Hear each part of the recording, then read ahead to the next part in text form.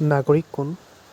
যি ব্যক্তিয়ে এখন দেশত স্থায়ী হিচাপে বসবাস কৰি সেই দেশৰ সকলো অধিকাৰ ভোগ কৰে তেনে ব্যক্তিক নাগৰিক বোলে। নাগৰিকে নিজৰ দেশখনৰ প্ৰতি আনুগত্য প্ৰদৰ্শন কৰে। বন্ধুসকল, এতিয়া আমি আলোচনা কৰিম ভাৰতত নাগৰিকত্ব লাভ কৰাৰ উপায়।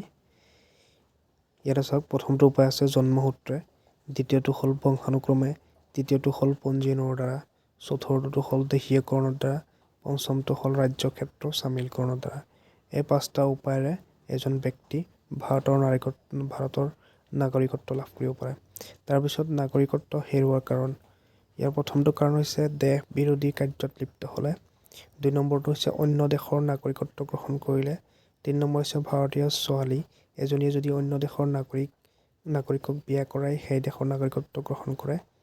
তাৰপিছত লাষ্টৰটো আছে নাগৰিক এজন যদি বহু বছৰ একেবাৰে নিজৰ দেশৰ পৰা আঁতৰি থাকে। ধন্যবাদ।